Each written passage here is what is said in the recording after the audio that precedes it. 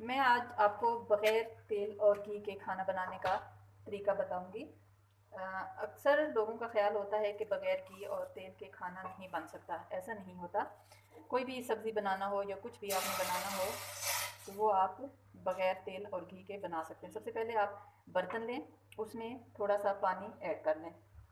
آج ہم موسمی سبزیاں بنا رہے ہیں تو اس میں سب سے پہلے پانی میں کیا ڈالنا ہے، ٹماٹر ڈالنے ہیں،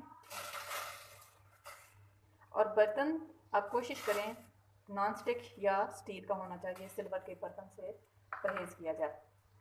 اب یہ دیکھیں اس کے پانی کے اندر سب سے پہلے ہم نے کیا ڈالا، ٹماٹر ڈالا۔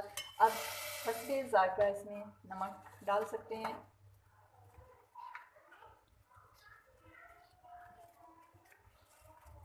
اور اس کے علاوہ آپ اس میں ہلدی اور گرم مسالہ وغیرہ جو بھی ڈالنا ہو وہ آپ ایڈ کر سکتے ہیں۔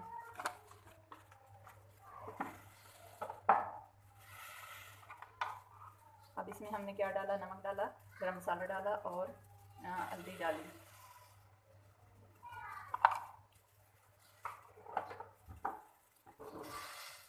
اب یہ جب ہلکا سا نرم ہو جائے گا تو اس میں دیکھیں ٹماٹر ہلکا سا نرم ہو گیا ہے تو اس کے اندر ہم نے پیاز ایڈ کر دیا، اور پیاز کے ساتھ ہری مرچ بھی۔ یہ اس کو ہم نے ہلکی آنچ پر تقریباً 5 منٹ پکانا ہے۔ جب یہ 5 منٹ بن جائے گا تو اس کے بعد اس میں سبزی کیسے ایڈ کرنی ہے۔ 5 منٹ پکنے کے بعد یہ ہمارے پاس اس شیپ میں آ چکا ہے، اور کھانا بناتے وقت ہمیشہ چمچ جو ہے وہ لمبے سٹینڈ والا استعمال کرنا چاہیے تاکہ آپ کا ہاتھ جو ہے وہ نہ چلے۔ اب ہم اس میں ایڈ کرتے ہیں سبزی۔ آج ہم نے جس سبزی کا انتخاب کیا ہے وہ ہے ٹنڈے۔ اب ساتھ میں ان کی افادیت بھی بتا دوں، ٹنڈا جو ہے یہ ٹھنڈی سبزی ہے۔ سبزیوں کی بھی غذائیت ہوتی ہے، وہ ٹھنڈی بھی ہوتی ہیں، وہ گرم بھی ہوتی ہیں۔ تو ٹنڈا دماغ کو سکون پہنچاتا ہے، چاہے وہ ٹنڈا ہو چاہے وہ ٹنڈی ہو۔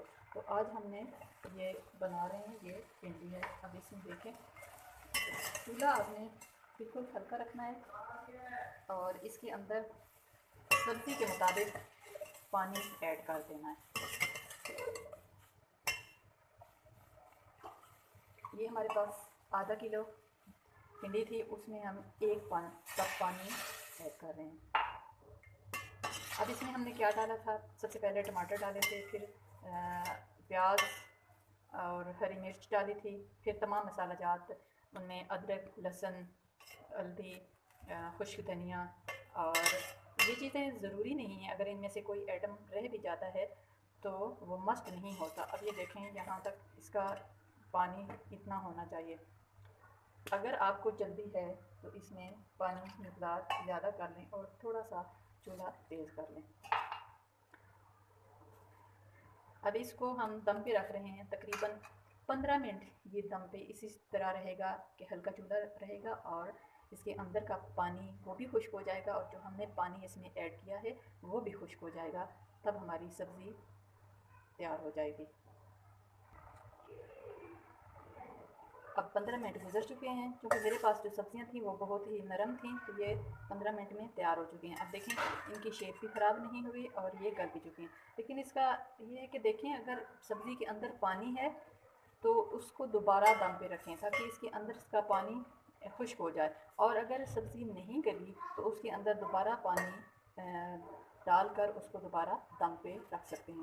اب اس پہ آپ نے اپنا دیکھنا ہے کہ نمک مرچ وغیرہ، اور اگر کوئی چیز رہ جاتی ہے جو مسالہ جات میں نے ڈالے ہیں سوائے نمک اور مرچ کے تو وہ ضروری نہیں ہوتا۔ بعض لوگ ایسے کہتے ہیں کہ ایک چیز اگر نہیں ہوتی تو کہتے ہیں کہ وہ ڈش جو ہے وہ خراب ہو گئی ہے، تو ایسا نہیں ہوتا۔ کوئی چیز اگر رہ بھی جائے تو تھوڑا سا ٹیسٹ میں فرق ضرور آ جاتا ہے، لیکن اب آخر میں اس کو تھوڑا سا ہلا ہلا کر پکانا پڑے گا، کیونکہ گھی تو اس میں ہم نے ڈالا نہیں ہے، اور اس کا بلڈ پریشر کے لیے یا جن کا کولیسٹرول بڑھ جاتا ہے ان لوگوں کے لیے، اور خاص طور پہ وہ بہنیں اور بھائی جن کو موٹاپا ہو جاتا ہے تو وہ ان کے لیے یہ خوراک بہت زیادہ مفید ہوتی ہے۔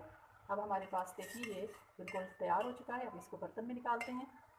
اس میں ہم نے سبز دھنیا اور ٹماٹر ڈالا ہے. اب دیکھیں ہماری ڈش جو ہے یہ بالکل تیار ہو چکی ہے. نہ اس کے کلر میں کوئی فرق آیا اور نہ ہی اس کی شیپ میں. تو آپ کھا کے اس کو ٹیسٹ کر سکتے ہیں اور انشاءاللہ مزید ویڈیو آپ کو ملتی رہے گی.